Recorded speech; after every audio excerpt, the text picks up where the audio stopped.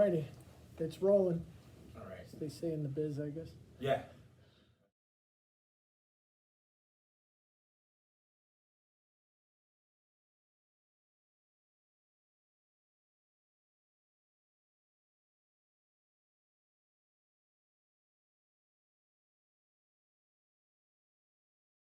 Righty, it's rolling, All right. as they say in the biz, I guess. Yeah. That's right. Okay. So here we are at Sarasota Bradenton International Airport. I'm Kipling Sanders, here to interview Mr. Fredrick Piccolo, who's been with this airport for a number of years. 28. 28 years. And this airport has really surfaced and really developed, and now it's just like almost like I think it might even have more flights than Tampa. I don't know, but it just seems like there's so much traffic flow, and I like to sit back and watch the airplanes in the viewing area. Fredrick, you may see on my YouTube channel just like airplane takeoff and landings, because that's my love. Well, I still don't get tired of it after 50 years in the Yeah. business, so. Yeah. Okay, so my first question to you is, how do you feel about the airport? Like when back first in 2012, when I met with you, I was actually working at the airport Right. here. I was working for Service Air, and then there weren't many large airline carriers such as the American or United at the time, or Delta, I think, to just name a few. Before any development, were you satisfied then? And were you satisfied then when we first met back at the airport? Well, I wouldn't say I was satisfied. I mean, I was happy with how we were adjusting to whatever traffic we did have. I mean, at the time, we did have Delta and American. We had some of the major network carriers. Our problem from the beginning was that we didn't have any of the low-cost carriers. And whether you go back to ULCC days with the Legion when they started, or even before that when Southwest was considered a low-cost carrier, Yeah. or JetBlue started as a low-cost carrier. Sure. We didn't have those, and we had mainly network carriers, the big three, United, American, and Delta. So our argument was that you could pretty much get anywhere in the country or anywhere in the world, but you had to go through a hub. You always had to make a stop unless you were going to that hub city. If you were flying to New York or to Atlanta or something, yeah, you had a lot of choices. But if you were flying beyond that, you didn't. So I'd say I was satisfied with how we were performing as an airport given the circumstances, but I certainly wasn't satisfied with the level of service or how the airport had progressed prior to my arrival. The projections when they built the new terminal back in the 80s was that by the time I arrived in 95, that they would be at 3 million passengers a year as an average, and we were averaging somewhere around 1.1 to 1.3 million passengers, so about a third of what they had projected, and all the debt service was built on that projection. So that put a lot of financial pressure on the airport. But we were handling all that, I think, pretty well and keeping our costs in control, but it was a very challenging time. My second question is, do you feel like the airport is reaching its full potential now? Well, I don't think it's reached its full potential, but I think we're certainly made some tremendous strides. I mean, I think the biggest kind of stat thing I can throw out there is in 2018, pre-pandemic, we had 6 airlines, 12 nonstop destinations, and we did about 1.3 million passengers for the year. Sure. Today we have 11 airlines, 56 nonstop destinations. We've grown 300% pre-pandemic levels, by far the fastest growing airport in the world on a percentage basis. Well done, well done. And we'll do somewhere in the 4.3 to 4.5 million passengers this year. So that's more than tripling of our traffic in a 3-4 year period. That's incredible.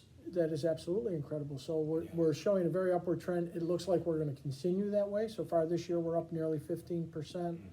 And once we finish the new terminal extension, we've already leased all 5 gates.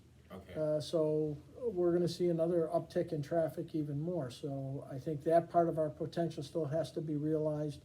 And we're still working and getting more what I'll call tire kickers on the international scene, especially overseas, over the pond. So I think within the next few years, we'll see some charter stuff from the European theater. And so then we'll start to hit the stride that I think is the final potential for this community. Sure. Yeah. That's all very exciting, and I'm Yeah. sure it's all, just like juggling as you go along. Yeah, it's very With intense. juggling skills, dealing with different things. This airport here, Sarasota Bradenton Airport, is an amazing convenience, simple and easy Mhm. with traffic flow.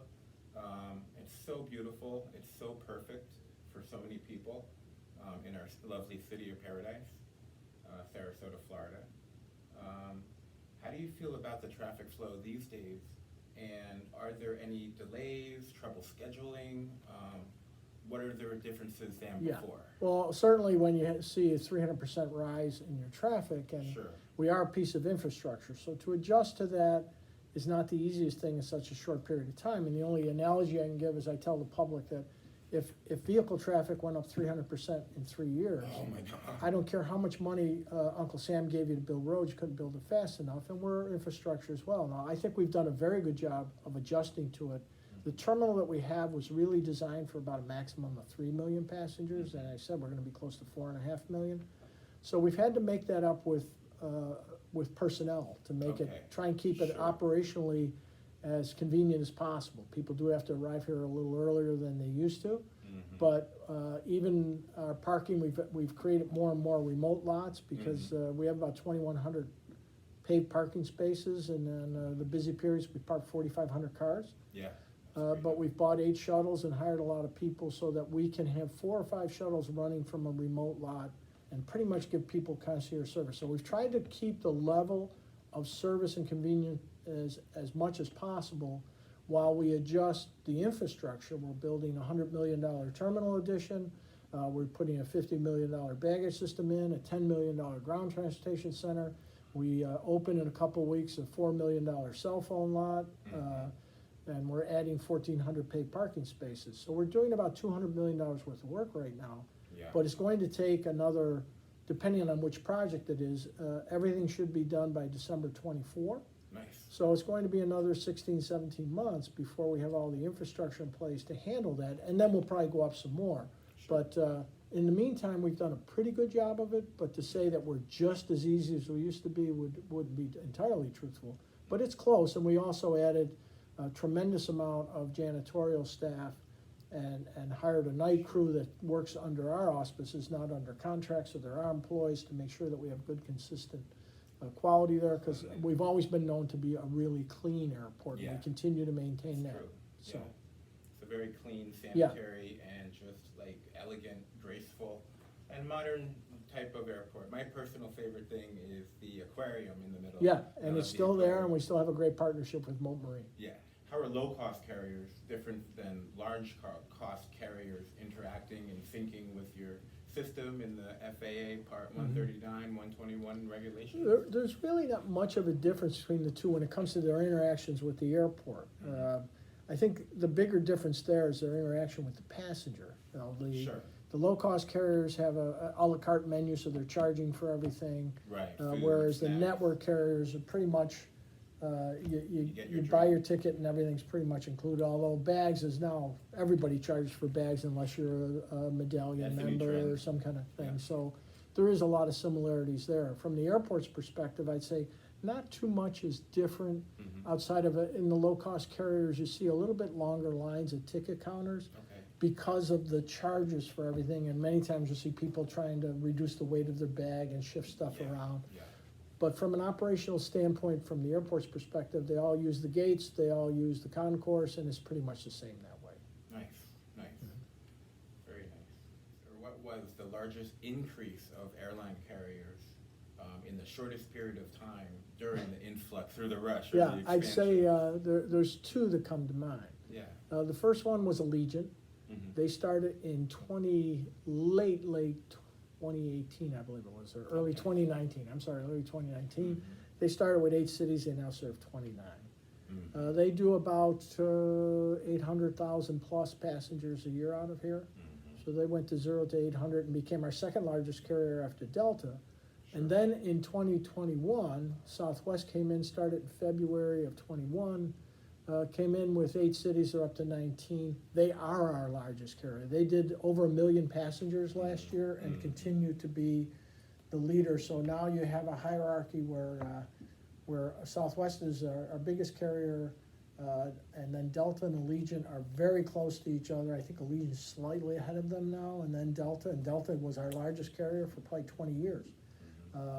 So those are our big three. American is growing at a considerable pace. Yeah. It'd be our fourth largest, United's fifth, JetBlue sixth, and then you get into the ULCCs that we have. You've got Frontier, you've got Breeze, Velo, Sun Country, all kind of jockeying back and forth a little bit, and then Air Canada as well. So, but the big six are the ones that drive about 95 to 97% of our traffic, and that's the network carriers: American, Delta, United, JetBlue, Southwest, and Allegiant. Those are the big six here. Okay, great, interesting.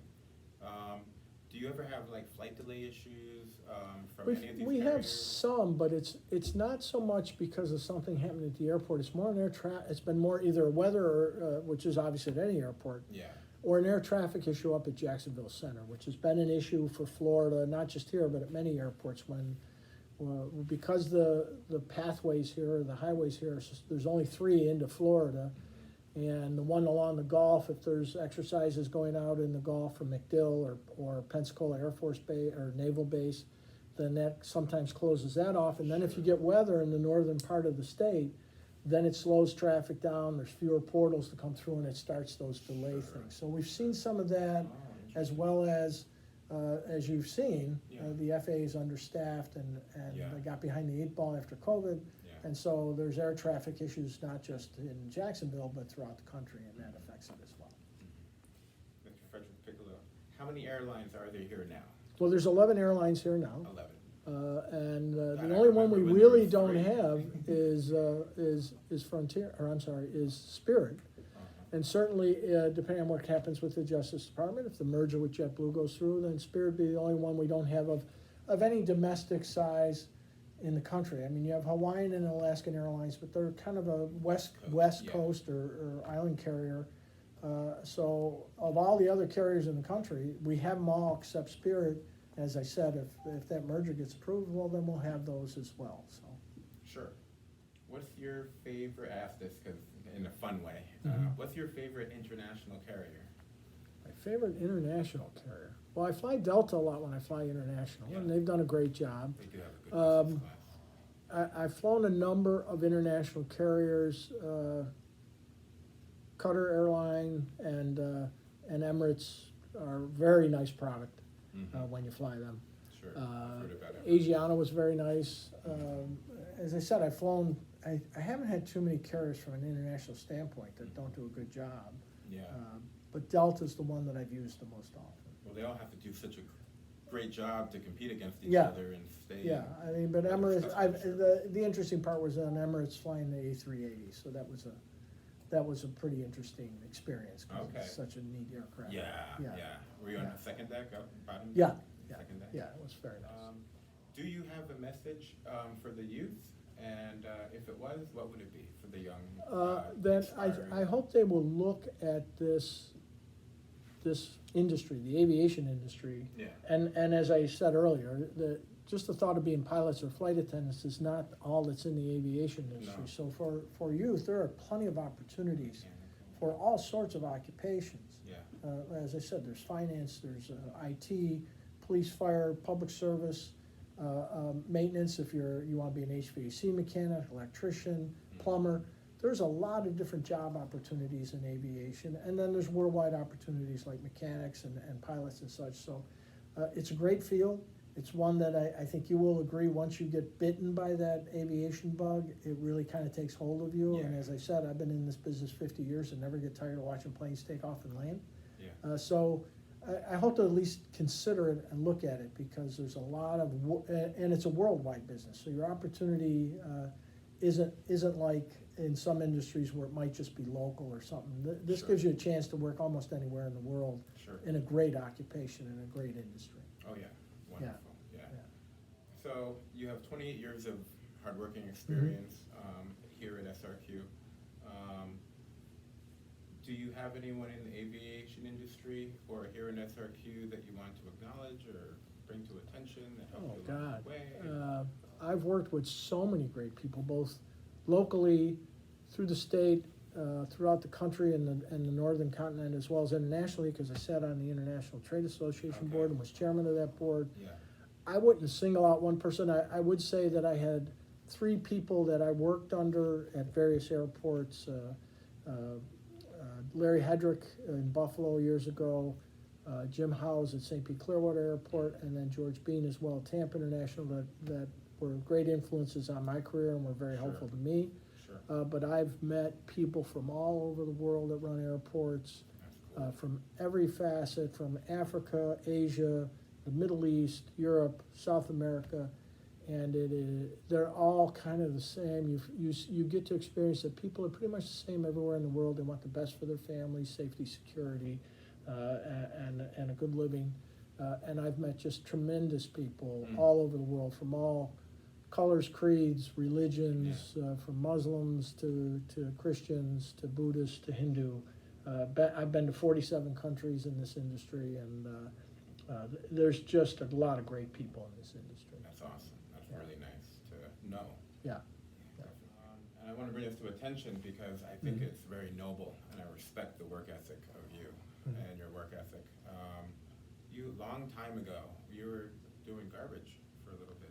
Yeah, well, I started my career as a janitor As it started your at the career. Buffalo Airport out of high school. Right. This is an amazing story. And then I went into airfield maintenance, and I got drafted into the military for a couple of years in the Vietnam conflict. Came out, went to school at night while raising a family, and eventually got into management, and later on, so I say there's hope for everybody. Yeah, yeah. But it was a way to learn the business, obviously from the ground up or from the toilet up, and I wouldn't trade any of it, because it gives me a good knowledge of all the different facets of what airports have to do from the ground up, and also gives me, I think, a better understanding of what the workforce goes through, and I have Sure. good relationships with all our work groups, Sure. because I've kind of walked a mile in their shoes. Same time, they Absolutely. can't give me a line of bologna because I did their job at one time or another. So, Yeah. yeah. That's great. All right. Well, awesome. Well, thank you. Thank It's you good for to your see you, time. Kip. Thank you. And- It's good to be and- seen. I always love connecting with you. I love your passion. I love your airport. I'm applying to jobs, I don't know, like all over the country. Yeah. actually. Well, I As wish you the operations, best. You know, I see how wish that you the goes. very best. Thanks.